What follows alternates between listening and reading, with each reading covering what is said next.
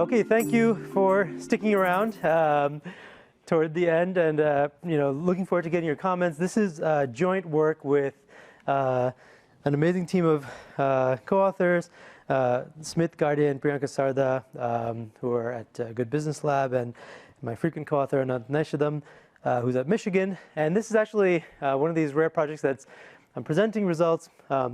It's like probably 85–90% completed, but we're still in the field on this. But it happens to be that we've done things in waves, and surprisingly, although this never happens to me in experiments, just looking at the data we have yields a lot of precision. So I can show you some results that I'm fairly confident about, and hopefully they'll continue to dial in on precision and answer some other questions with our latest round of data. So this is basically going to be very different from a lot of what we've seen until now in this conference. This is thinking about work from home and productivity, but in a context of a very low-income context, and thinking in particular about how women can be connected to global value chains via home-based work. Let me tell you a little bit more about this context. So the general policy question that a lot of countries in the developing context are wrestling with is, can job flexibility help enable economic empowerment, especially for low-income women? So I'm going to be looking at an experiment in rural India. So let me tell you a little bit about the context in India. India has very low labor force participation of women relative to other countries in its sort of per capita income category. So this is like this sort of U-shaped labor force participation curve for women that's been talked about in Claudia Golden's work and lots of other subsequent work, thinking about how do we move women's labor force participation up in some of these countries. India is sort of way off the curve if you look at the graph right here. A big part of that is that norms around who is responsible for household work are highly variable across contexts. And in India, actually, they're close to the most skewed in the world, meaning that women are largely responsible for household work across India. And that is kind of potentially linked to a lack of labor force participation in this context. So women are, working about 6 hours a day, according to this survey from the OECD in India per day on kind of unpaid household labor. Men are working about 1 hour a day, and that gap exists across countries, but it's sort of much bigger in India than it is in many other countries. So what are we going to look at today in this project? The question we're asking is, can access to flexible job opportunities increase the participation of women in the labor force in rural India? And if so, kind of how exactly does time use adjust for these women to make room for that for work, right? So if you're working a lot on household labor and that's the norm, how does your kind of time use adjust to accommodate the opportunity for work? We're going to ask, the question that's been asked in previous studies here today and yesterday, the day before, looking at productivity as a key outcome. Does work from home generate greater or less productivity for these women than working in an office context? And then what are the income gains for women from being connected to global supply chains, which is kind of the actual intervention that we use.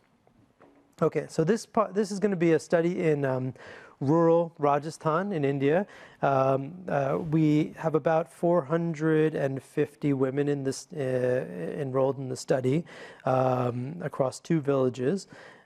We are working with a partner called the Kala Trust, which is basically an organization that provides handicraft skills So it trains women in kind of creating local handicrafts, and then helps to connect them to sort of global markets or domestic markets that, mostly in urban areas, by selling those handicrafts to sort of intermediaries or retailers. So we worked with this organization to randomize the enrollment of women into their program, gave these women the skills they needed to create handicrafts, and then looked at different work arrangements and saw how, what happened to their production and their productivity and time use as a result. And we also tracked a randomly allocated control group to look at kind of what kinds of time use patterns and income gains are achieved in, from either of these kind of work arrangements, working from home or from a sort of centralized, factory setting versus, outside option. Okay. This is kind of a little bit on the experimental design. This is not exactly accurate in the sense that we did things in batches, and so we actually, the first couple batches of women we enrolled, we only had 2 treatment arms, work from workshop and work from home, and we randomized women into each of those arms, and then we learned that we actually might gain a lot of information from having a pure control group. So subsequent batches actually had a pure control group as well. We further, sort of had a sub-experiment here, thinking about whether participation of women from home, working from home versus in a centralized factory setting might differ for various reasons. So the kind of sub-experiment was aimed at kind of sussing out the mechanism for greater potential participation of women working from home. And in particular, there's a lot of talk in India and some reasonable evidence that there's often stigma for women working in households, and that kind of is what really prevents women from joining the labor force. That basically joining the labor force has comes with it certain assumptions about women's families' kind of income status and or their purity norms that prevent women from kind of taking up work because they'll be sort of viewed as impure if they're sort of spending too much time outside of the home, and that might inhibit women. That sort of perception or stigma might inhibit women from joining. Another explanation, another potential mechanism, is that norms around household labor are such that, as we saw earlier in the summary statistics, there's women are just responsible for the majority of household chores, and so those norms are fairly sticky. They don't change very quickly, and so you can't, if you're doing a substantial number of hours of household, responsibilities, doing full-time work outside of the home is just, impossible given the hours in a day, or very difficult. So, another hypothesis is that it's the time use, structure and the kind of sticky norms around responsibilities at home that prevents women from really joining. So we're going to sort of evaluate, this, try to knock out this, the relevance of this stigma question through a sub-experiment. The sort of, I'm gonna skim over the details of that a little bit because we basically find absolutely nothing there. So, indicating that at least in this context, stigma is not a major factor in women's decisions. The way we assessed this was essentially by further randomizing each of these the participants in each of these groups into 2 arms, one in which they basically, their participation in our program was announced via a poster at the village center. They basically made public that this woman was working as part of this experiment, and so that idea was that if that revelation and the publicness of the signal was what mattered a lot, we should see a lot of women dropping out even if they were working from home. So we actually don't find that that's true at all. Okay. We recruited women, from their homes in villages. They were, given a 2-week training in crochet, which basically made these crochet products, which are sort of our primary product that we assess. After training, women were randomly assigned to either produce at home or in a village workshop. So we essentially set up these village factories, you might call them, which are very, very close to women's homes. And they were sort of within a 15-minute walk of women's homes, which were open 10 to 6 daily, and women could go there at any time, and they could also bring their children. So we kind of tried to make these jobs fairly flexible. So really, we're only varying whether you can actually do this work in the workshop or you can do it actually in your home. Production and pay for these women were identical, and the kind of support and materials were also identical across the various arms. Okay. Some pictures. This is the product that we had the women make. Essentially, it was a 9-inch by 9-inch square that was made via crochet. And then this kind of product was integrated into kind of further products that were then eventually sold by retailers. So this might go on a handbag or a backpack or a sweater. So there was, anyway, we have a separate experiment that's assessing kind of creativity and innovation in the creation of these crochets as well. So there was some leeway in what women could do there.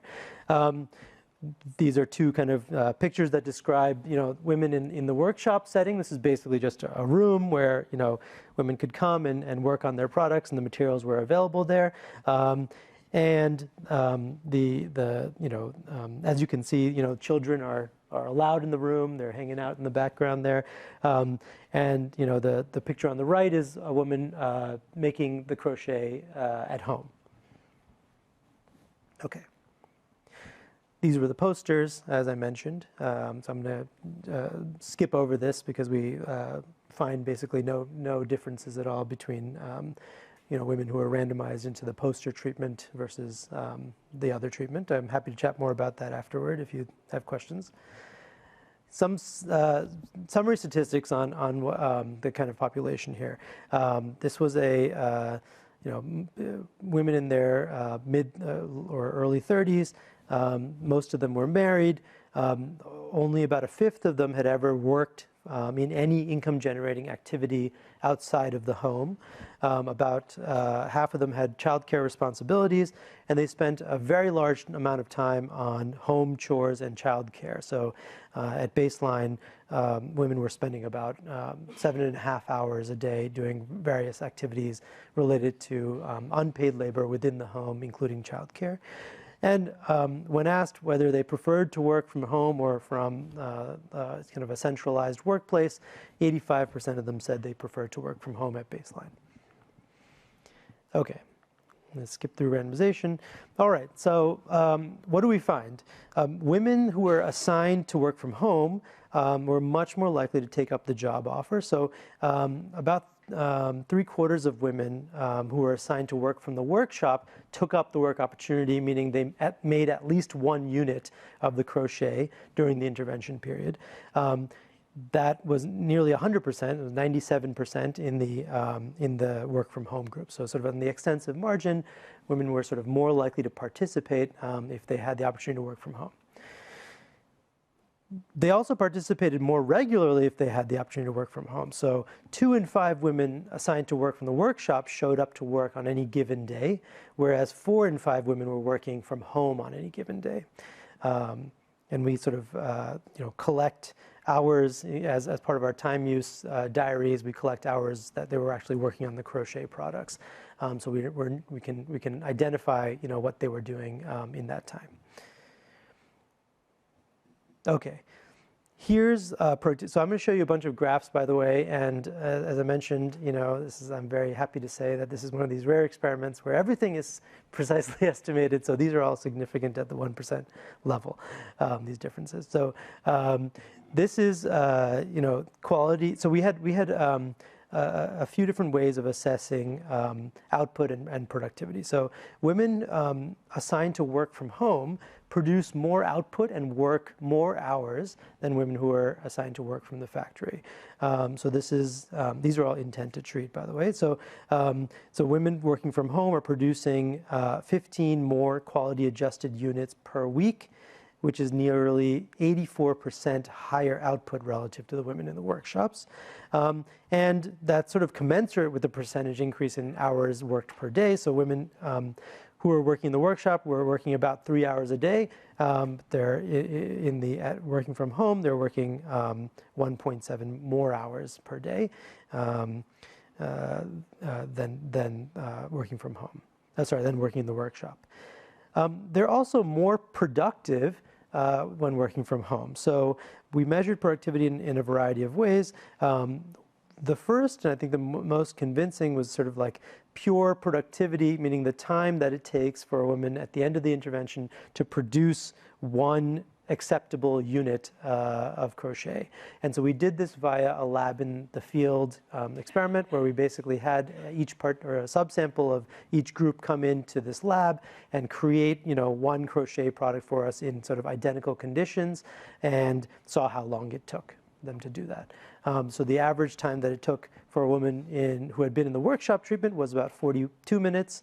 The average time it took from the work from home participant was about 39 minutes. So there's basically a 7% improvement in productivity. Can I just query? So you're saying when they came into the lab, the ones that were normally working from home, yes, whilst it in the lab? Yes, exactly. So yeah. There has to be some training effect or experience or something. Yeah, exactly. So I think what we find is that, and so actually, sorry, just to conclude that, thought, basically, and there's an improvement we see in the actual realized, if we just look at quality adjusted output per hour from the actual data during the experimental period, when they were in these conditions, they were also about 9% more productive when working from home. So why do we see this effect? That's supposed to say understanding the treatment effects on productivity. It's cut off, but basically what we find is that women, because they're producing so much more of these crochet products at home, they're actually moving further out on the learning curve. And so, we can actually map out these differences, and by the end of the intervention period, the difference between the end of the red line and the end of the blue line is about 7%. So it actually kind of maps up really exactly with these kind of differences in learning curves. The extent of learning by doing that's achieved is just greater because women are producing much more when they're working from home. Okay. We had, enumerator-assisted time diary surveys that were quite extensive, and they measured a lot of things, including multitasking across different types of tasks. So what do we find here? We find a substantial kind of time reallocation. So, work from home, women spent 83% more time on crochet than work from workshop, as I mentioned earlier. And that increase in work hours is kind of accounted for by about 1 hour less of kind of personal well-being time. So this is basically sleep, leisure, and personal care time, which dropped, when you add those things up, from 12.5 hours to about 11.4 hours a day, a 9% decline, as well as a drop in kind of home chores and care activities, but that's a smaller drop, which is not statistically significant. So they weren't actually doing less of their chores. They were still doing all of those effectively, but spending basically a little less time either doing, leisure or sleeping. This is just a pre-post fact, but I thought it was interesting, that basically attachment to the labor force kind of increases after the intervention. So using just the first two, batches of data, because we haven't followed out the subsequent batches yet. We're still, about a couple months away from that. Before the intervention, only 31% of the women had ever worked in any income-generating opportunity. Post-intervention, that went to 61%, said that they had worked in some opportunity other than the one that we gave them in the past 6 months. So this potentially kind of expanded other kind of the willingness to try other opportunities as well. Interestingly, the organization that we worked with actually ended up offering intermittent work to these women, and about half the participants took up opportunities in the following 6 months if they were part of the program. Okay, so I'm going to show you a few results on our sort of pure control group, and then I'll end there. For kind of our latest batches of implementation, we included a pure control arm. We just measured time use and things like that, employment outcomes, et cetera. And what do we find? Our early results suggest that the program substantially raised women's labor force participation and earnings. So treatment women who were part of the work from home group had 4.5 times more income than women in the control group. And from the workshop group, they had about 3.5 times more. So both opportunities substantially increased women's income in this setting, but work from home increased it the most. Nearly all treated women engaged in income-generating activities during the intervention, compared to only about a third in the control group. Despite that kind of large gain in earnings, there is limited evidence that financial control changes for these women as a result of the income gains. So, again, I think norms may be quite sticky in this setting. And so, providing these opportunities and increasing income doesn't translate very readily into sort of a shift in financial control over resources in the household and other measures of women's economic empowerment. Let me end with a sort of interesting finding that I hope we'll get to dive into as we get more data on this, which is that interest in taking up work in the future is kind of nearly universal. So across both the treated and the control group, everybody's open to paid work in the future. But taking up work outside of the home, that percentage actually drops for the treatment group. So 75% of the control women said that they were open to jobs outside the home. But if they were part of our treatments, either working from home or working from the factory, that willingness drops by 18 percentage points, a huge, difference. And it drops most for women who are working from home. So if these women were working from home, they're much less likely to say, I would be willing to take up any kind of work outside the home. So they really liked what they were doing at home. They were less likely to say that they were, interested in something outside of the home.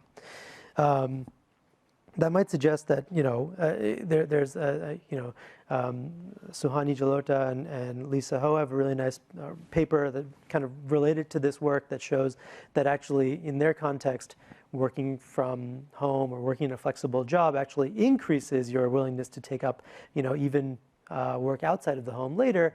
In this context, actually, we find the opposite effect that, if anything, women who have worked from home actually tend to prefer that so strongly that they are less likely than control to want a job outside of the home. Okay, so let me stop there, and I will happy to follow up with questions and things like that. Thank you for the listening. Were they paid by the unit or paid by the hour? By unit. Yeah, so this is piece rate work. Yes. Yes. Also on compensation, how does it compare to the compensation available to them in the local market? Yeah. That's one question. And second question is, are the costs being covered by a commercial entity that is using these, or is there some subsidy necessary to make this work? Yeah, great questions. The first one, what we did was, our original goal was to estimate a labor supply curve by varying the price of this. We found that to be extremely operationally difficult because within Village, there's lots of informational spillovers and people are very upset if we varied the price too much. And also what we found was that actually the elasticity is, fairly small, that women just really wanted to work. And so, we decided to benchmark the per hour compensation from some piloting that we did to the compensation that they would get in a government kind of workfare scheme, which is, much evaluated. It's called the NREGA scheme. It's much evaluated in India. It's available for 100 days a year of paid work in every rural area. And so we benchmarked earnings to that scheme because women were eligible for that scheme. And scheme is an Indian way of saying program. So that's on compensation. It was meant to be sort of competitive with local rates for women. On the sort of like value, I think your question gets at a little bit is basically the value to firms. Like, is this a valuable enterprise for firms, to expand, create these market linkages and expand their production into rural areas? That's a complicated question, I think, because there's obviously other, there's this sort of economic value. There's also like regulatory infrastructure and things like that. But I think just looking at the economics, right? Most buyers in this context really want, stuff from factories because there's economies of scale, there's standardization, et cetera. But I actually think that what these results suggest is this is like fully unsubsidized, that these things were bought by, this was standard practice for this organization. The pieces were then bought by retailers. They're mostly domestic retailers that were, putting them on handbags, and have a very cool backpack that has one of these swatches on it. And being sold at a profit. So, I think this is possible, and perhaps there's just like, other frictions that are preventing large buyers from coming in, because I think this is not very difficult to teach to women, and it's kind of economically valuable if you can link it up to demand outside of their village context. So that's, I think further explorations needed there in terms of like the scale-up potential of that, yeah. Apologies, you just talked about it, but I was wondering. So usually you think about the labor supply the other way around, that how much characteristic and circumstances of the woman affect their willingness and ability to work. But about the provocative last finding that you discussed, could it be the other way around? Economies of scale and scope in providing dependent care and expanding the size of the family unit, fertility. Could it be that the work from home actually encourages women to engage also more in home activities of this kind? That's why they're less willing to work outside. That's interesting. I mean, if anything, Can you tell from the data what happens to the household size, dependent care, elderly and young? So in terms of their time use, they're actually sort of, there's kind of zero impact there on, actually spending more time. This is pretty short term, so I'm not sure we would see things like fertility or, household size, things like that, but we can see how much time they're spending in various types of care activities and home activities.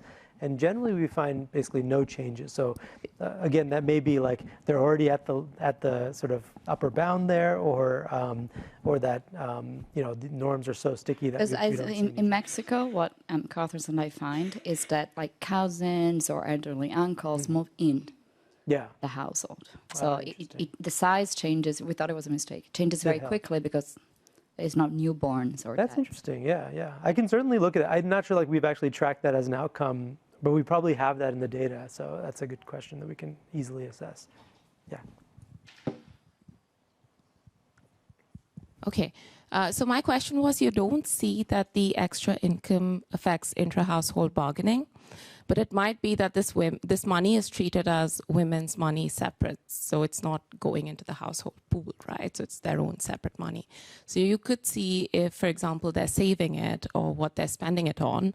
So they're giving up sleep and leisure, but they might be buying something, or they might be having savings accumulate, which would be interesting. Mm-hmm. Yeah, that's a good question. I think I'll see what we can find out on finances. I actually don't know how deeply we have measured people's finances in this setting, but certainly, we don't find that like sort of total control over the pooled household income doesn't really change. But you may be right that they're sort of putting this into or keeping their own account.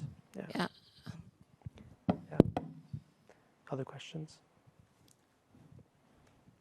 Just one, do you think it's the breaking up of the time versus a block of time? When you go to the place, you got a block of time. When you're at home, you can go in and out. Right. and this looks like an activity that makes it easy to go in and out of. So is it the breaking up of the one big giant workday into mini workdays that you say is the big benefit? Yeah, I mean, that's a good question. I think something that we, I think, need to assess more in a more detailed way. We do actually have, for these products, we actually, for each one, we have this little QR code on it, and we're actually able to, we asked women to document when exactly they made each one. So we could actually assess that. I think our sort of anecdotal finding from the field was it's not necessarily the breakup of the full workday, because they're only going into the workshop for a couple hours a day, so it's already a small chunk. But it's the ability to do things, at odd hours, especially in the evenings. So like, the thing closes at 6. Most women kind of stay out inside their homes after that period, of time, and women are able to continue working, after kids' bedtime and things like that, which is, when the classic work from home mechanisms. I know that's when all my productive hours are. Yeah.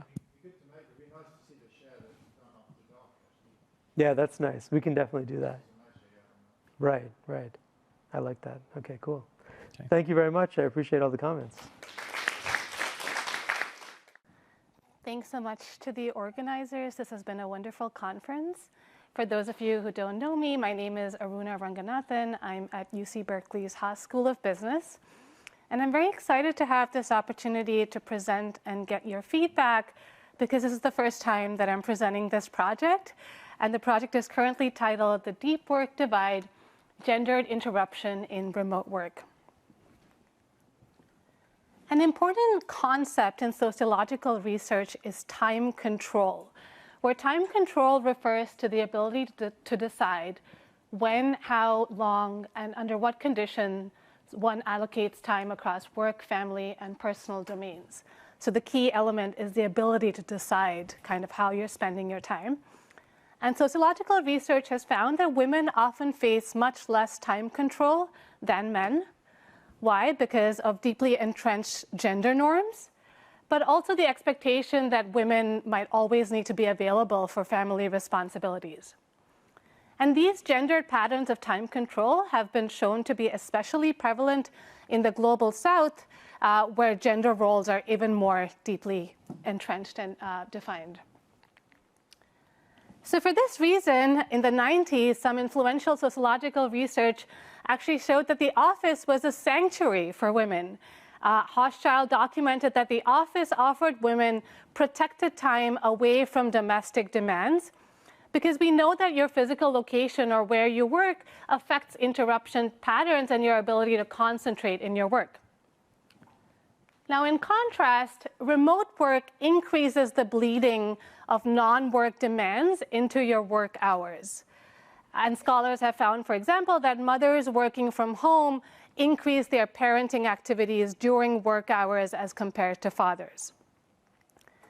Now, a gap here is that existing research documents gender disparities in time allocation between work and family domains when working from home, but scholars have not yet systematically studied how this variation in time use might affect your work-related outcomes and your performance.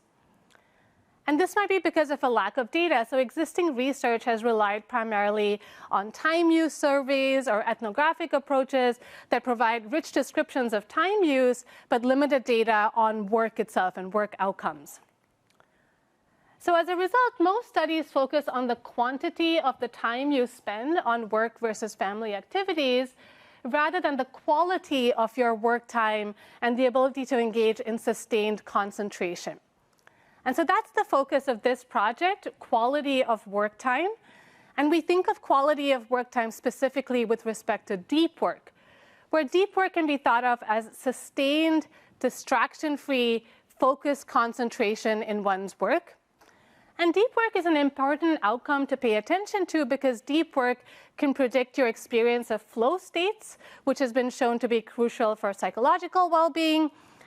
Deep work can also predict your job performance and might also affect how meaningful you see your work as being. Now, management scholars who have studied deep work have highlighted how interruptions disrupt deep work, because unplanned requests and interruptions might force work into fragments, Unexpected interruptions might also disrupt the momentum you have going when you're doing some work. And when breaks are imposed rather than self-directed, they can also become cognitive burdens. A gap in this deep work scholarship is that they haven't really focused on deep work in remote work settings, and they also haven't paid attention to the gendered experience of deep work. So in this project, we hope to fill these gaps in these different literatures by asking, how does remote work shape the experience of deep work for men and women? And if there is a gender gap in deep work, what might underlying mechanisms be? Our context for this project is entry-level knowledge work in India. And we follow a full cycle research design which combines qualitative theory building with experimental testing. So in the first phase, we engage in qualitative ethnographies where we observe real workers as they're working from home, supplemented with interview data to generate our hypotheses. In the second phase, we then design a field experiment to causally test our hypotheses. And in the third phase, we interview our experimental subjects to debrief about their experience and help interpret our findings. So before I move on, let me give you a quick preview of our findings so that you have a sense of where we're going. We find that remote work creates a gender gap in deep work. And we measure deep work with respect to the number of focused hours. So what we find is that when women are working in the office, they have 3.5 hours of focused time, and this is in a 6.5-hour workday, so that's pretty good, but also the highest among all our 4 conditions. But when women work on home, they lose about 30 minutes of focused time. And more importantly, we don't see this pattern for men, where if anything, men experience marginally maybe more focused time when they're working from home. I'll also be showing you some evidence that women are interrupted more by family members when working from home, affecting their ability to engage in deep work. Now, this finding has really important implications for workplace gender inequality in the context of remote work because it highlights this new dimension of inequality, namely deep work. So for the rest of this talk, I'll describe my research methods, then dive into my qualitative findings and hypotheses, then describe my experimental setup, then my experimental findings, and end with my conclusion. So as I mentioned earlier, we started this project with qualitative data collection, and what motivated us at this stage was to really try to understand what does working from home actually look like. And so to answer this question, we conducted ethnographic research where we entered the homes of 21 participants, 10 women and 11 men working in entry-level knowledge work jobs such as IT support, admin, QA work across a variety of industries. And for each of these 21 participants, we observed them for one full work from home day, where we tried to be a fly on the wall and blend into the background and take copious notes. And what we were trying to observe was how they work, their environmental triggers, and their behavioral responses. And actually, it was this observation that motivated our focus on gendered interruptions and deep work because we noticed that working from home looked very different for men and women. Now, we were silent throughout the working day, but we chatted with the participants over lunch and interviewed them formally at the end of the day. Now, we supplemented this ethnographic data with 8 semi-structured interviews with men and women where we asked them about their experiences working from home and explored their perceptions of productivity, focus, flexibility, and division of labor at home. Now, all of that qualitative data allowed us to generate 2 hypotheses, which we then tested in a field experiment. And in this field experiment, we worked with 205 QA professionals across 7 Upwork agencies in India. And we randomized their work location. So we randomized whether the QA worker would be working from home or in person for 1 day of work. And we measured our outcomes firstly through digital tracking to measure focused work time, and also through live Zoom observation with the help of RAs to track interruptions. And in the final phase, we interviewed our experimental participants for 1 hour to debrief with them, but also to contextualize the interruptions and get more data about who the people were who were interrupting them and what was the reason. So with that, let me dive into my qualitative findings. Our biggest takeaway from the qualitative data is that women have very fragmented work experiences when working from home, where they're constantly oscillating between domestic and professional spheres, unable to fully separate work from household responsibilities. So in our notes observing one woman, we wrote, she gets up at 11:04 and walks to the kitchen, taking her laptop along with her in the kitchen. In observing another woman, we wrote, she starts working after a break of over 2.5 hours, but her focus is on the maid in the kitchen, doing dishes. When we interviewed one woman, she said, during the day, my time was split into 5-minute slots. I couldn't plan anything. This was very different from our experience observing men, where men seem to be able to carve out uninterrupted focus time. One woman we interviewed talking about her husband said, my husband has his own room and a door closed most of the day. He didn't have to worry about food or the baby. He would just come out for lunch or tea. Otherwise, he had full peace. And men also talked about this in their interviews with us, where they had higher perceptions of flow states when they were working from home.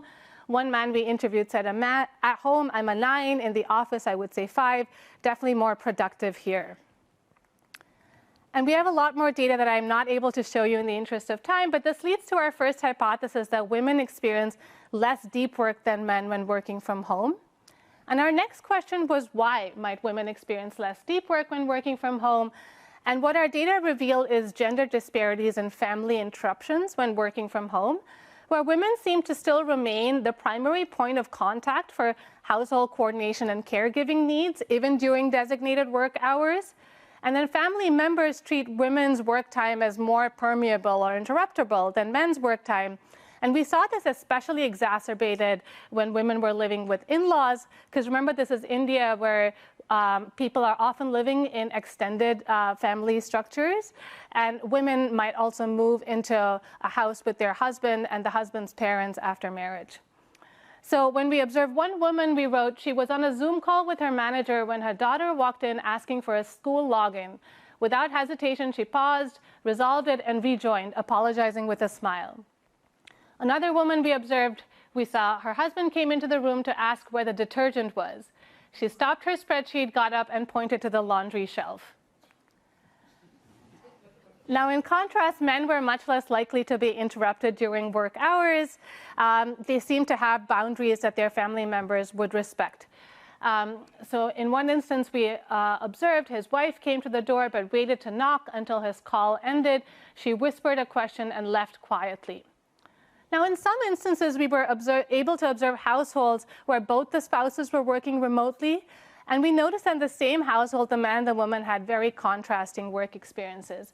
So we noted he worked undisturbed from the study, while she fielded 3 calls from her mother-in-law, 2 requests from their son, and a question from the housekeeper about groceries. In our data, we noted that it's not that women were not setting symbolic or spatial boundaries, kind of demarcating their workspace, but it's more so that these boundaries were not being respected by the family members. So in one instance, we noticed for a woman, despite the headphones and closed door, her son burst in asking if she had seen his project paper. She sighed, took off her headset, and helped him find it. In contrast, those same boundaries, when set by the man, were more likely to be respected. We observed he put a Post-it saying, "Do not disturb" on the door, and no one entered that room for 4 hours. So all of this data lead to our second hypothesis that women face more interruptions from family members, affecting their ability to experience deep work when working from home. So we then designed a field experiment to test these hypotheses. So we worked with 7 Upwork agencies, and we selected these agencies based on a couple of criteria. They needed to have at least 50 employees, operate under a hybrid work model, and express willingness to participate in our research study.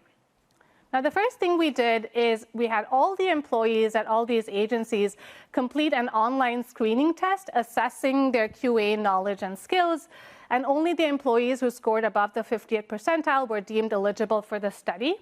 This resulted in 205 eligible participants who were compensated by their employer at their regular rate. Now, we randomized participants to either an in-person or a remote condition while maintaining gender balance across conditions.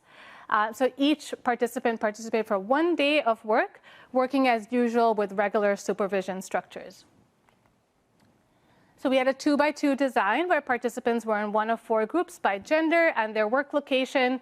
The in-person participants worked from the agency's office. Remote workers worked from home.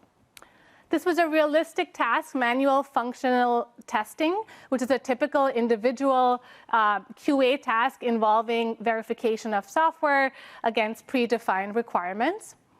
And we developed the software project as well as user stories for QA testing in collaboration with an agency, allowing us to know what the errors in the code were so we could measure performance accurately. Now, our first source of outcome data is digital activity tracking.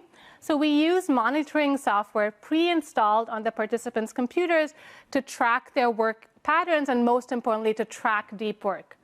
And we learned from our conversations with the Upwork agencies that it was really quite common for clients to request installation of specific software on computers while engaging for a particular client's projects, so the workers didn't really make much of this. And this digital tracking data gave us data on focus, which the software measures as working time in which an employee is engaged and working on a single task without multitasking or attention shifts or collaboration activities. And in our pilots, we verified that this focus time was indeed capturing the deep work that we wanted to be measuring. So in particular, our outcome variable will be focused hours in a given day. Our second source of outcome data is ethnographic observation via Zoom. So participants were observed via Zoom for the entire workday with their video and audio turned on. Each participant was paired with an RA. Now, we had the RAs seem as inconspicuous as possible, so the RAs' videos and audio were turned off, and communication was minimal and restricted to chat only. Importantly, the RAs timestamped and classified every interruption that the worker experienced, giving us detailed data on interruptions. And at the end of the workday, the RAs conducted these interviews with the participants to be able to contextualize the interruptions. Now, who were the RAs? They were undergraduate students whom we compensated for this task. And we trained them over an 8-week period to teach them kind of observation skills. We practiced with them several times and also taught them how to do the debrief interviews. Now, the RAs were physically located in one big room during data collection. They were observed by research managers. They could also ask questions if they had anything to research managers. And the managers filled in if the RA ever needed a break. And post-experiment, the interruption data that we collected was cross-checked by randomly assigning the Zoom videos to other RAs. Okay, so on the given experimental day, we started with 30 minutes of pre-work prep where the participants reviewed protocols and familiarized themselves with the software. They also received their respective Zoom links. Then work started at 10 a.m. So participants logged into their Zoom sessions where the RAs were present. And it was a 6.5-hour workday from 10 to 4:30 where they computed their QA testing tasks and RAs were recording interruptions. And at the end of the day, we had the 1-hour debrief. So in terms of the measures for our study, our most important outcome variable is focus hours, as I described earlier. We're also able to measure work performance as percentage of accurate QA responses. In terms of independent variables, we have a binary for woman, a binary for remote, and the interaction term remote times woman. In terms of heterogeneity analysis, we look at whether the particular participant was married. We can also look at total household members, which we measure as a number of other people also living in the participant's home. And in terms of our mechanism, we measure family interruptions as count of interruptions by family members. So let me tell you a little bit about our participants. By design, 49% of them were women. On average, they were 27 years old. 26% of them were married. And on average, they had 3 other household participants, and they, on average, lived in 2-bedroom houses in India. Now, we then looked at how did these descriptive statistics vary by men and women, and the most salient thing that stood out was that men were more likely to have children, and this obviously affected the number of household members for them. And this actually makes our findings even more stark. In terms of our outcome variable, the mean for focused hours is 3.2. In terms of performance, the mean performance was 75%. And in terms of family-initiated interruptions, the mean was 1.6 family interruptions. Now, since this is an experiment, we wanted to see whether our descriptives vary by our experimental conditions, and we were relieved to see that the descriptives were very similar across the in-person and remote conditions, giving us, reassuring us that the randomization occurred successfully. So with that, we get to our main effect, which where we find that remote work creates a gender gap in deep work. In particular, the remote times women coefficient is minus 0.5, which suggests that approximately 30 minutes of focus time are lost by women working from home. Now, this represents about a 15% drop in focused work time. And so this supports our first hypothesis that women experience less deep work than men when working from home. And this is a pretty substantial disadvantage because you can imagine that this compounds over weeks and months of working from home. We then explored heterogeneity by family composition and marital status. And we found that women who are married and women with more household members were especially impacted. And so the additional household members presumably creates more potential sources of interruptions and domestic coordination demands, which affects women's ability to engage in deep work. And then we looked at our second source of data, which was our interruption data. And what we found is that women who are, is that back? Okay, perfect. Women who are in the office experience on average 1 family-initiated interruption, presumably on a phone call. Now this goes up to just over 3 if they were working from home. Now men also experience an increase in family interruptions when they're working from home, but just at a much lower scale as compared to women. And when we put this in a regression, we find that the remote times women coefficient is 1.975, suggesting that when women work from home, they experience on average about 2 additional interruptions from family members. And we validated that this affects our focus time results through causal mediation analysis. And so we find overall support for our second hypothesis that women are more likely to be interrupted by family members, impeding their deep work. Now, we find downstream implications for productivity. In our case, women working from home are less productive. It's about a 17 percentage point drop in productivity. And we also find negative downstream effects on meaningfulness of work, where the women working from home described an erosion of professional identity. One woman said in the interview, "Some days I wonder if I'm really working or just pretending to work between chores." We also find that some women working from home felt that their work was reduced to survival. One woman said, "There were weeks where I didn't open a book or read anything serious. I was just trying to survive the day." And there seems to be some effect on women feeling like they had to sacrifice career aspirations. One woman said in resignation, "Only one of us can plan to be ambitious." So just to summarize and wrap up, we find that remote work creates a gender gap in deep work, where women lose about 30 minutes of focus time. We find that family-initiated interruptions drive the gap, where women face about 2 additional family interruptions, impeding their deep work. And we think this has important implications for workplace gender inequality in the context of remote work. We also wanted to highlight that these findings are probably particularly relevant in contexts where it's common for workers to live with extended family and possibly live in smaller living spaces. Thank you very much, and I look forward to your questions. Yeah, go ahead.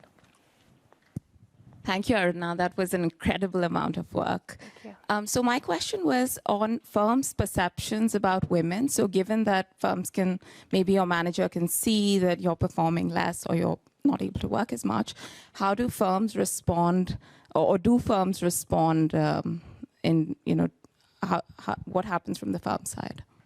So from the firm side, we didn't vary anything. So that's why we just said work as usual. And that's why we picked Upwork agencies that already had a hybrid working arrangement, so that they kind of had routine ways of how to manage workers when they're in the office or when they're at home. So they just continued as normal. Like we didn't vary anything around that. But are you asking maybe if we can collect data on I meant about perceptions. So perceptions, and then how this feeds back into, discrimination at work. I don't think we have data on perceptions from the managers at the agencies on whether they thought workers were more productive. We do have a lot of qualitative data, so we can see whether we asked about that in interviews, but I don't think we would be able to systematically get at that. Yeah. Yeah, really interesting and fascinating. But on the interpretation of the results, what I thought was also interesting is that the woman dummy is positive. Yeah. And so there's something about the in-office work that is also a gender gap. And if I understand, actually, there is not much of a gender gap in the home deep work. The gender gap is actually in the office, which is... I don't know how you think about that, but that seems like interesting. Thanks for that.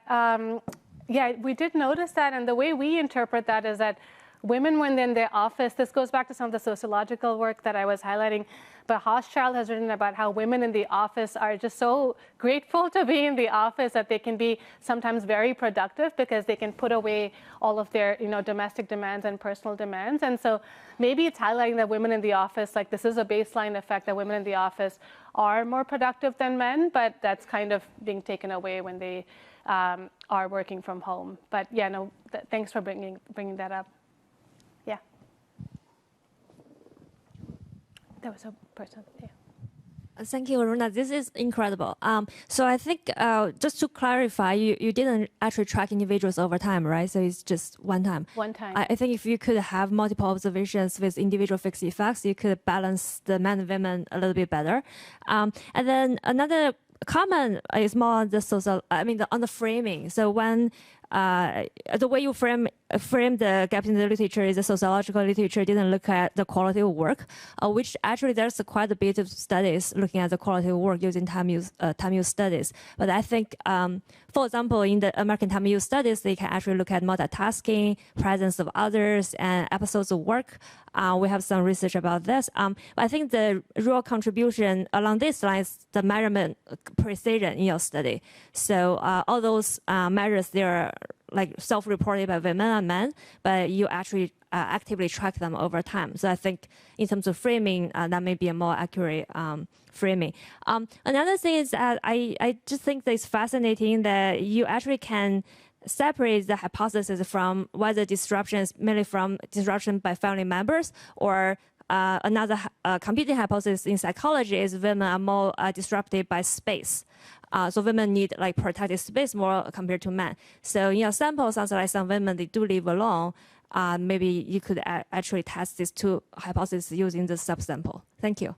Thank you. And I'd love to get some citations from you afterwards, but thank you. Yeah. Yeah, I was curious. I mean, this is sort of beyond the bounds of your paper, but I mean, something from my own work is like it looks kind of like when women are in the office in more collaborative types of tasks, they get maybe more demands on their time from others to do mentorship and other things like that. And so not within this paper, but maybe like I'd be curious about your thoughts on that. Unfortunately, we can't speak to that at all because we picked an individual task. But I could see that happening, and I remember you had some of that in your data from yesterday morning, right? So, but yeah, no, I think ours is very focused on individual tasks, and even in all the ethnographic work, we focused on kind of individual work. So unfortunately, I don't have much to say on that, but thank you for the question. Yeah. Your basic regression with focus time as the outcome had a very low R squared. which suggests there's a lot of heterogeneity.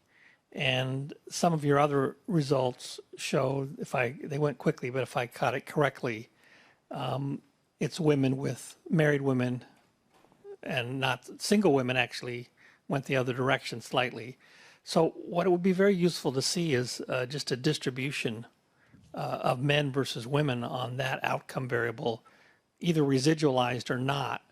But it looks like your data may say that most women in your data set look like men. And there's a few women who are really driving these outcomes on the folks. And that's a very different interpretation from everybody looks like the conditional mean response in the difference between men and women. No, we can definitely split that out, but it is, I would say that I agree with you that it's married women or women who live in large houses who are experiencing this rather than, we can actually look at someone else's ask, but the single women, I'm sure we have at least a handful, but we can look at all of that separately. But thank you for your suggestion. Am I out of time? Okay, sorry, but I'd love to take questions afterwards.